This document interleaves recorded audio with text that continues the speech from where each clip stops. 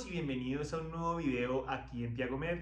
Mi nombre es Santiago Zambracos y el día de hoy traigo para ustedes un tema muy importante que puede aparecer en el servicio de urgencias, que es la crisis suprarrenal.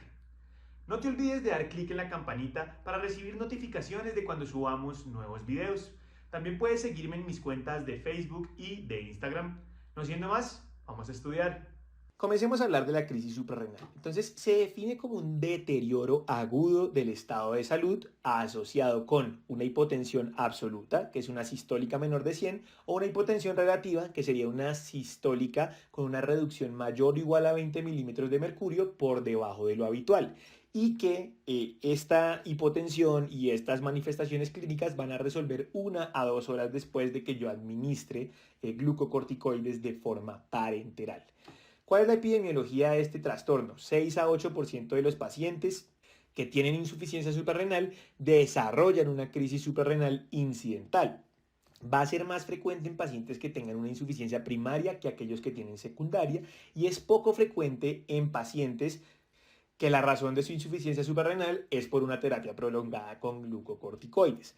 ¿Qué factores de riesgo se asocian al desarrollo de crisis suprarrenal? La edad avanzada, que haya tenido una crisis previamente, que tenga algún síndrome poliglandular autoinmune, que tenga diabetes tipo 1, asma o cardiopatías, y el uso de regímenes de glucocorticoides de acción corta y dosis bajas han hecho que se aumente la susceptibilidad de estas tasas de crisis suprarrenal, porque de pronto no quedan la suplencia tan correctamente adecuada y se queda corta y es fácil que llegue a una crisis suprarrenal. La mortalidad en estas situaciones alcanza hasta el 6% de los eventos. La fisiopatología pues va a ser lo mismo que hablamos en la insuficiencia en el video de insuficiencia suprarrenal, con efectos absolutos. Entonces va a haber una deficiencia absoluta o relativa del cortisol por pues la deprivación del mismo en consecuencia de la crisis. Entonces va a haber una pérdida de la acción supresora normal. Entonces ya sabemos que vamos a tener esas manifestaciones inflamatorias: fiebre, malestar general, anorexia, dolor corporal, neutropenia, eosinofilia, linfocitosis. Va a haber una pérdida de esa acción que tiene el cortisol para aumentar la sensibilidad de los receptores adrenérgicos a las catecolaminas. Entonces vamos a tener una vasodilatación marcada y por lo tanto una hipotensión consecuente.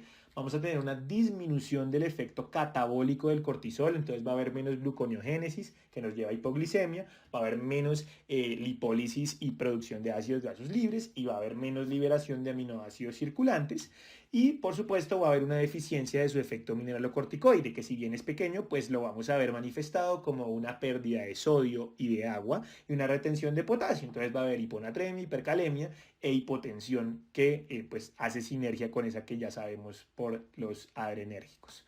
Manifestaciones clínicas que vamos a ver, entonces síntomas gastrointestinales, especialmente anorexia, náuseas, vómitos, dolor abdominal lumbar y dorsal, fatiga, debilidad, síncope, hipotensión y confusión, todas manifestaciones secundarias especialmente a la hipotensión y a la reacción inflamatoria.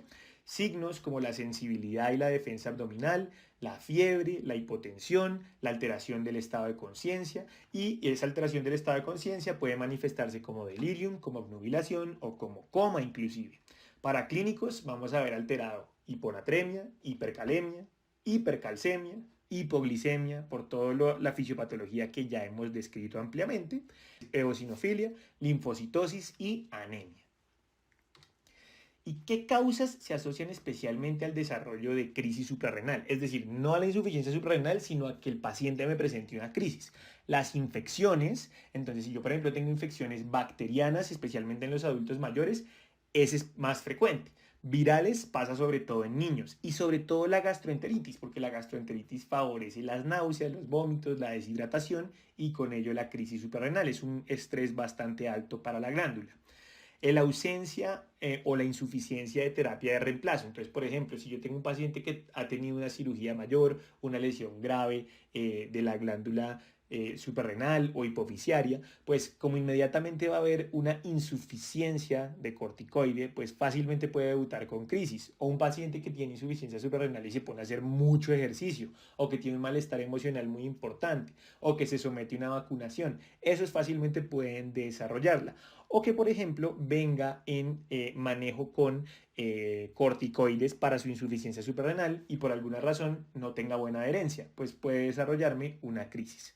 Y hay medicamentos que también hacen que sea más susceptible el paciente a desarrollarlo. Entonces, por ejemplo, el ácido zoledrónico, los inhibidores del checkpoint, las quimioterapias, iniciar levotiroxina en un paciente con insuficiencia suprarrenal. Recordemos que esto favorece las crisis. Inductores del CYP3A4 como la carbamazepina, la fenitoína, la rifampicina, la hierba de San Juan e inhibidores del metabolismo hepático como los antirretrovirales y los baptanes.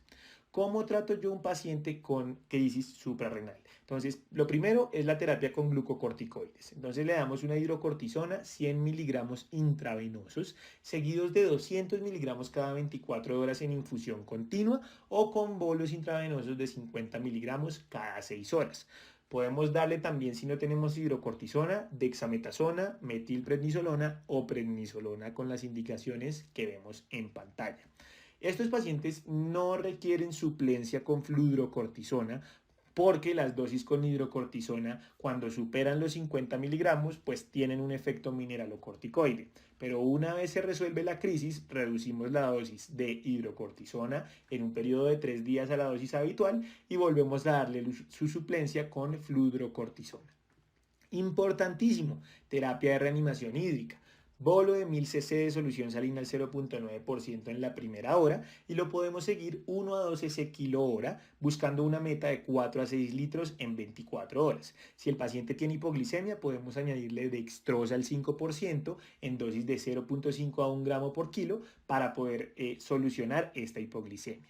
¿Qué posibles medidas adicionales podríamos requerir? Muy probablemente ese paciente haya que trasladarlo a la unidad de cuidados intensivos y que esté en una unidad de cuidados intensivos es lo más probable, que tenga profilaxis gástrica y tromboembólica y terapia antibiótica en el caso de que lo que haya hecho que se favorezca la crisis suprarrenal haya sido una infección bacteriana o que el paciente pues esté en un choque séptico.